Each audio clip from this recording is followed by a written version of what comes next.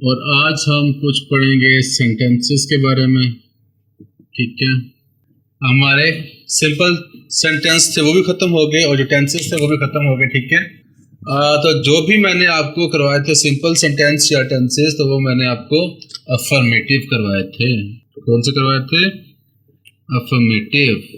Affirmative का जो मतलब है, इसका मतलब है एग्रीमेंट, किसी बात से एग्री करना या हाँ मैं किसी बात का हाँ में जवाब देना। ठीक, तो अफर्मेटिव सेंटेंसेस वो थे जो मैंने आपको बताया जिसमें हम एग्री करते कि हमने ये काम किया, ये हम करेंगे या हमने किया था। अफर्मेटिव सेंटेंसेस में हमने सब जितने भी हमने वो पढ़ा था सिंपल सेंटेंसेस और टेंसेस, उसमें हमने सारे अफर्मेटिव ही किए थे। क्लियर? और आज हम करेंगे नेगेटिव एंड इंटरोगेटिव। जो आप मुझसे पूछ रहे थे कि हम ये क्यों नहीं कर रहे, तो वो हम आज बता दूंगा क्यों नहीं कर रहे थे। अगर मैं आपको ये पहले पढ़ा देता तो ये जो हमारी मेन चीज़ है सब्जेक्ट प्लस वर्ब और ऑब्जेक्ट, इसमें आपने कंफ्यूज हो जाना था। अभी आपको कंफर्म हो गया है, आपको इसमें टेंशन नहीं होगी कि यहाँ पर सब्जेक्ट चेंज होता है तो वर्ब को कैसे चेंज करना है, अभी आपको आ गया। ठीक है, मैंने यही समझाया था कि प्रोनाउन और वर्ब मसला करते हैं और सबसे ज़्यादा जो मसला करता है दैट इज हेल्पिंग वर्ब। ठीक है, और आज हम देखते हैं कि कैसे नेगेटिव सेंटेंसेस में किसका रोल है, सिर्फ हेल्पिंग वर्ब का रोल है। नेगेटिव सेंटेंसेस में किसका रोल है? हेल्पिंग वर्ब का रोल है नेगेटिव और इंटरोगेटिव में। अभी करके देखते हैं। क्लियर? तो सबसे पहले हम करेंगे नेगेटिव।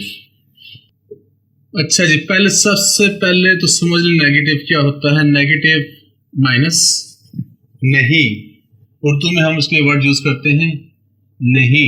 नहीं, कोई काम आप नहीं करना तो आप क्या लिखेंगे? नहीं। क्लियर?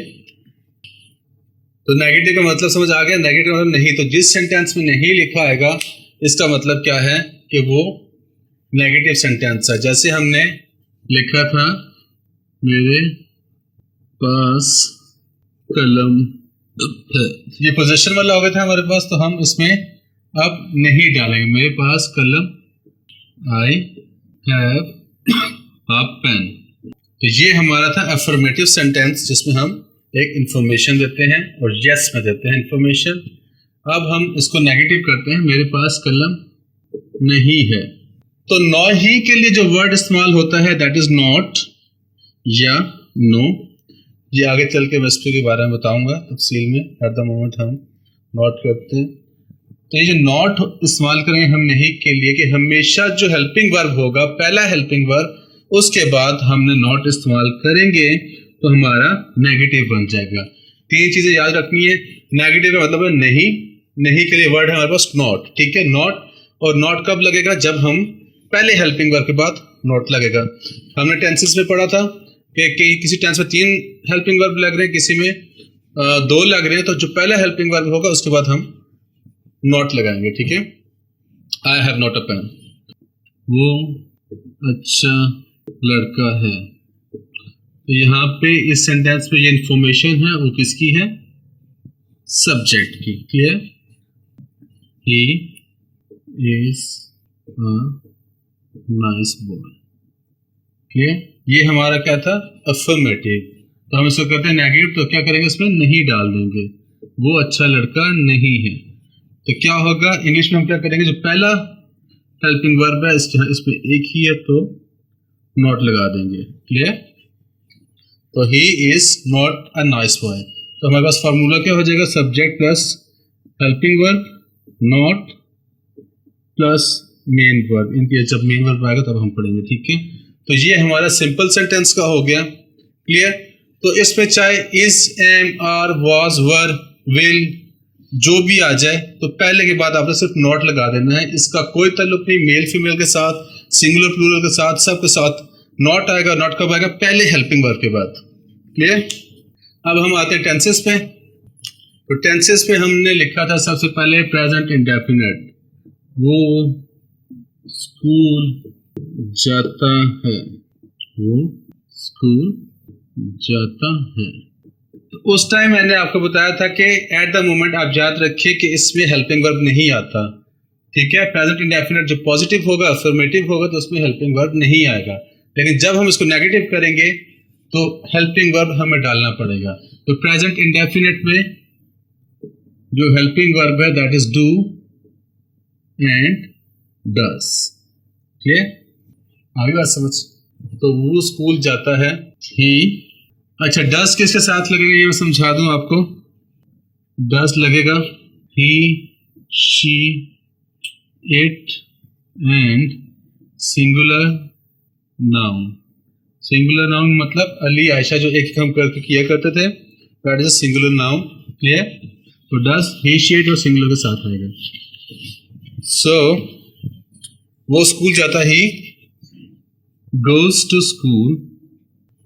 अच्छा जी, क्योंकि रूल हमारा कि नॉट किसके बाद आएगा, हेल्पिंग वर्ब के बाद। तो हम यहाँ पे हमारे पास हेल्पिंग वर्ब नहीं है, जब हम इसको नेगेटिव करेंगे वो स्कूल नहीं जाता है, तो हम डू का ऐड करेंगे, क्योंकि यहाँ पे ही है तो यहाँ पे हम डस लिखेंगे और यहाँ से हम इसको काट देंगे।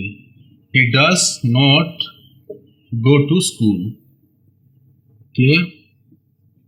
तो यहाँ पे देखिए हमेशा हेल्पिंग वर्ब के बाद क्या आ जाएगा, नॉट। क्लियर?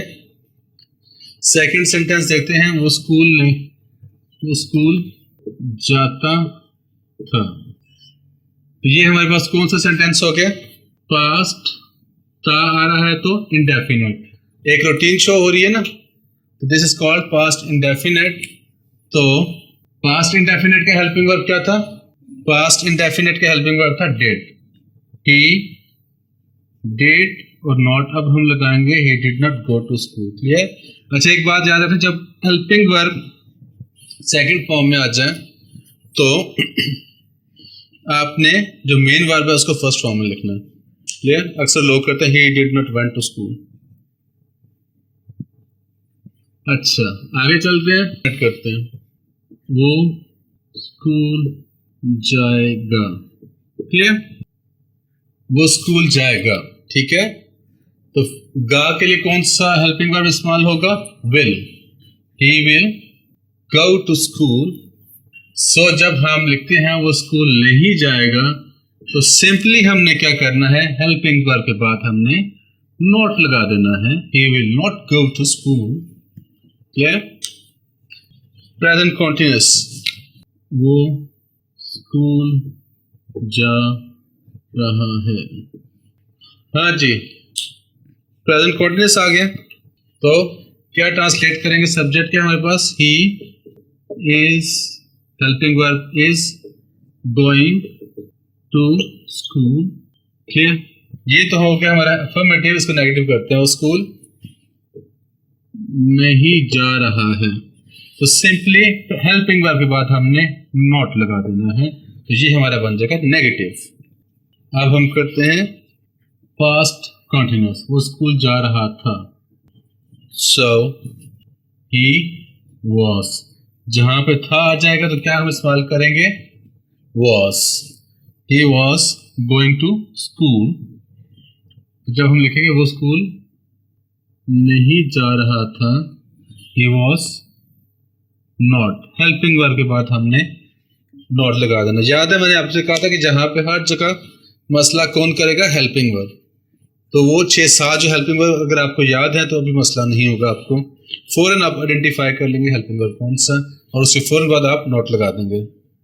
जब हम करते हैं फ्यूचर कॉन्टिन्यूअस, वो स्कूल जा रहा होगा, क्या होगा, he will be going to school. अच्छा, यहाँ पे हमारे पास कितने हेल्पिंग वर्ब आ गए, 2, विल एंड बी। अब इसको नेगेटिव करते हैं, स्कूल नहीं जा रहा होगा, तो हमने नॉट कहां पे लगाना है, पहला जो हेल्पिंग वर्ब होगा हमेशा उसके बाद लगाएंगे, he will not be going to school. अच्छा जी, अब हम करते हैं प्रेजेंट परफेक्ट, वो स्कूल जा चुका होगा, ही वो स्कूल जा चुका है। सो सब्जेक्ट क्या, ही, हेल्पिंग वर्ब है हमारे पास हैज, गॉन थर्ड फॉर्म आएगी, गॉन टू स्कूल। ओके, अब हम करते हैं नेगेटिव, वो स्कूल नहीं जा चुका होगा, तो सिंपली हमारे पास हमें क्या करना है, हेल्पिंग वर्ब के बाद हमने नॉट लगाएंगे तो ये नेगेटिव बन जाएगा। He has not gone to school। आगे करते हैं पास्ट परफेक्ट, वो स्कूल जा चुका था। तो सब्जेक्ट सेम मिलेगा हमारे पास ही, तो पास्ट परफेक्ट में हेल्पिंग वर्ब कौन सा आएगा, had। He had gone to school, जब हम इसका नेगेटिव करेंगे वो स्कूल नहीं जा चुका था, सो he had not gone to school। Foreign helping verb के बाद हमने क्या लगा देना है, इसका नॉट। अब हम करते हैं फ्यूचर परफेक्ट। फ्यूचर परफेक्ट में स्कूल जा चुका होगा तो हम क्या इस्तेमाल करेंगे, हेल्पिंग वर्ब हमारा क्या होता है फ्यूचर परफेक्ट में, will have. He will have gone to school. अच्छा, अब जहाँ पे हमारे पास दो हेल्पिंग वर्ब है तो क्या बताया था, पहले हेल्पिंग वर्ब के बाद हम नॉट लगा देंगे, he will not have gone to school. ये बार बार इतना लिखवाने का मकसद ये है कि जो अरेंजमेंट है ना आपकी, ये अरेंजमेंट खराब ना हो। सारी ग्रामर यही अरेंजमेंट है, क्लियर। तो जो आप इतने वो रूल सीखते हो ना, फला रूल, तो बस आप इस अरेंजमेंट को सीख जाएंगे तो सब रूल्स खुद ही आ जाएंगे आपको। तो अब ये हर एक की आपको सब्जेक्ट की प्लेस आ गई, वर्ब की प्लेस आ गई और ऑब्जेक्ट की प्लेस आ गई, क्लियर। और वर्ब में हेल्पिंग वर्ब है और मेन वर्ब है, ठीक है। और जब हमें नॉट लगाना होगा तो हम क्या करेंगे, हेल्पिंग वर्ब के फौरन बाद नॉट लगा देंगे। अब हम करते हैं प्रेजेंट परफेक्ट कॉन्टिन्यूअस। सुबह से स्कूल जा रहा है, प्रेजेंट परफेक्ट और सुबह से स्कूल जा रहा है, तो हम क्या लिखेंगे, ही। हेल्पिंग वर्ब हमारा कौन सा, has been. Fourth form going to school since morning, clear. यहाँ पे हमारे पास कितने हेल्पिंग वर्ब आ गए, दो। तो नॉट हम कहाँ पे लगाएंगे, हमेशा पहले के बाद। He has not been going to school since morning. अब हम करते हैं पास्ट परफेक्ट कॉन्टिन्यूअस। वो सुबह से स्कूल जा रहा था। बड़ा awkward सा सेंटेंस है बट ग्रामर पे देखते हैं। वो सुबह से स्कूल जा रहा, तो पास्ट परफेक्ट कॉन्टिन्यूअस में हेल्पिंग वर्ब क्या, had been. He had been going to school since morning, सब सेम रहेगा। तो जब हम इसको नेगेटिव करेंगे, he had not been going to school since morning, ठीक है। तो हमेशा एक ही बात याद रखनी कि नॉट कब लगेगा, पहले हेल्पिंग वर्ब के बाद।